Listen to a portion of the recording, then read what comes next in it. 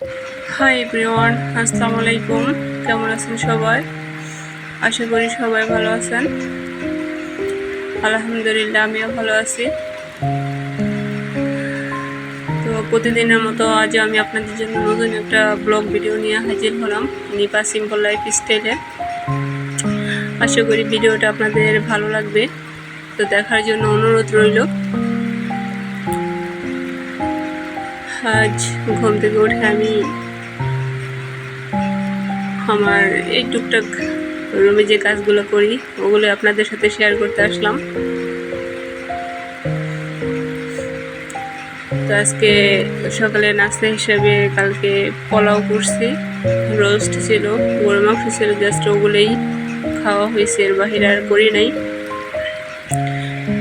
কারণ সকালে যদি নাস্তা বানাই তাহলে দুপুরবেলা দেখা যায় এগুলো আর খাওয়া যাবে না, তাই ভাবলাম নাস্তা না বানিয়ে এগুলোই খাই, তাহলে দেখা যায় জিনিসগুলো অপচয় আর হবে না। তো এই তো আমি আমার টেবিলে টুকটাক কিছু জিনিসপত্র ছিল, ওগুলো আমি বসে একটু মুছে নিতেছিলাম।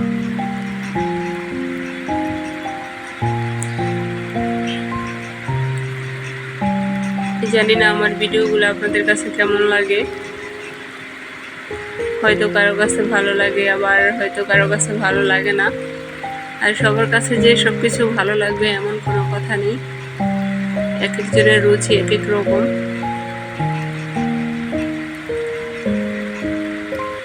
যেহেতু আমি টেবিল আমার আলমারির উপরে সব কিছু একটু ধুলাবালি পড়ছে, ওগুলো একটু মুছে নিতেছি আগে,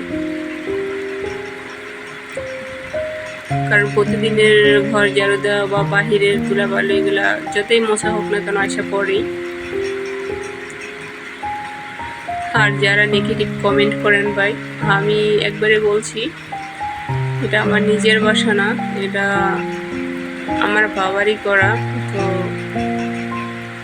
আমি এখানে থাকি হয়তো বা কোনো একটা কারণে, সেটা আপনাদের কাছে কোনো এক সময় শেয়ার করব। তো কোনো রকমভাবে যেভাবে থাকা যায় চলা যায় ওইভাবে আসছি, এর বাহিরে আর কিছুই না। তারপর আমি আমার বিছানাটা একটু গুছিয়ে নিতেছি।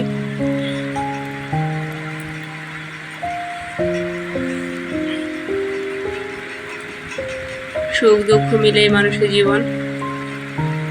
মানুষ কোনো এক সময় ভালো থাকে, পরবর্তীতে সে খারাপ অবস্থানে চলে আসে। আবার দেখা যায় অনেকে অনেক সময় প্রথমে খারাপ অবস্থানে থাকে, পরে ভালো অবস্থানে যায়। সবে নিয়তি, আল্লাহ যা করে তাই হয়, এর বাইরে আমাদের করার কিছুই থাকে না। আমরা যতই পরিকল্পনা করি না কেন, এই করব সেই করব, আল্লাহর পরিকল্পনাই হলো সবচেয়ে বড়। তিনি যা চাইবেন তাই হবে। তিনি আগে থেকেই সব পরিকল্পনা করে রাখেন যে আমাদের ভাগ্যে কি হবে, কে কোথা থেকে কোথায় যাবে, কে কষ্ট ভোগ করবে, কে সুখ ভোগ করবে, সেটা সবটাই খোদার হাতে। তারপর আমরা চেষ্টা করে যাই, কিন্তু ওই যে আল্লাহ যেটা কপালে লেখা রাখছে সেটাই হবে, এর বাহিরে কিছুই না।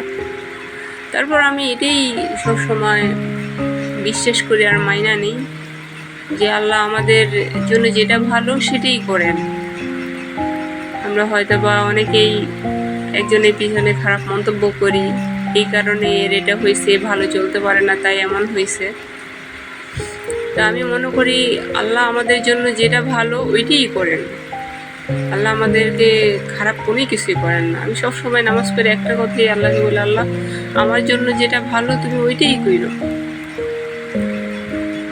আর যেটা খারাপ ওখান থেকে তুমি আল্লাহ আমাকে সরিয়ে রাখো, বিরত রাখো, ব্যাস এতটুকুই।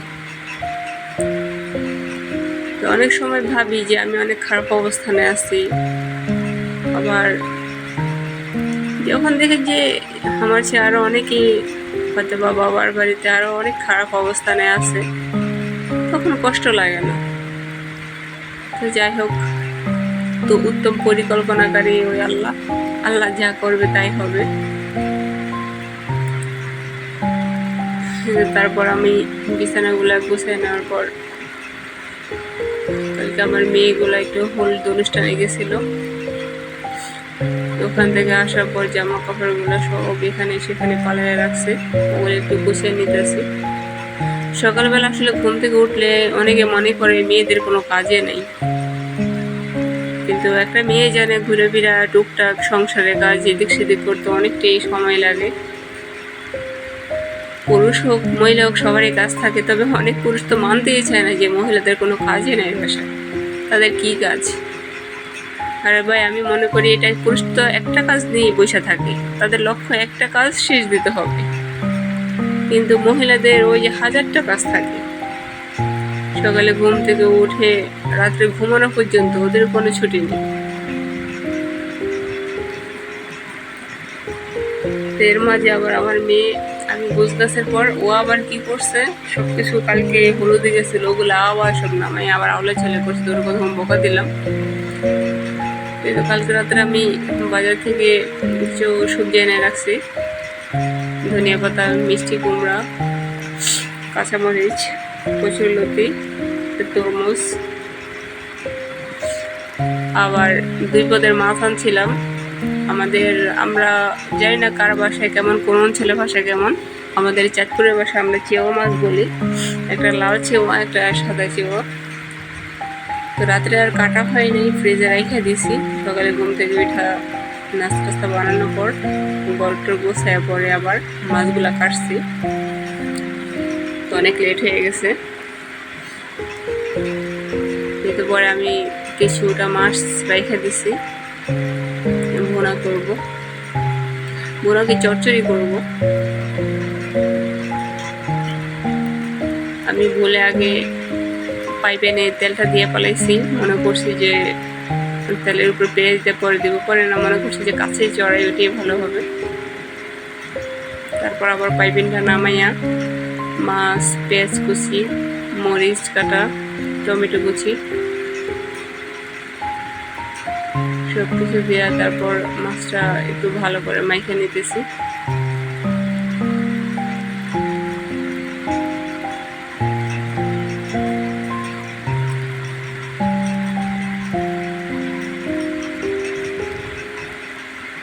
তারপরে তো আমি চুলে এখন মাছটা বসিয়ে দেবো, আস্তে আস্তে হয়ে যাবে।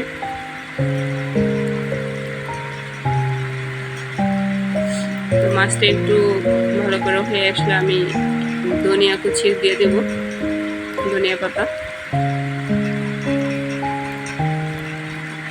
এখনকার অন্যান্য তরকারির সাথে ধনিয়া পাতা দিলে ভালো লাগে না, তবে বেসিক্যালি ছোটো মাছের সাথে ধনিয়া পাতাটা না দিলে মনে হয় যে টেস্ট কম আসে, আমার এমন মনে হয়। তো আমার আজকের ভিডিওটা আপনাদের কাছে কেমন লাগলো প্লিজ কমেন্ট করে জানাবেন। আর আমার ভিডিওটা যদি আপনাদের কাছে ভালো লেগে থাকে প্লিজ একটা লাইক করে কমেন্ট করবেন, একটা সাবস্ক্রাইব করে দিবেন, আর পাশে থাকা বেল আইকনে একটা ক্লিক করে রাখবেন, যাতে পরবর্তীতে ভিডিও আপলোড করার পর নোটিফিকেশন পেয়ে যান। আপনাদের সবার ভালোবাসা কামনা করি, সবাই ভালো থাকেন, সুস্থ থাকেন। আল্লাহ হাফেজ। আজকের মতো ভিডিও এখানে শেষ।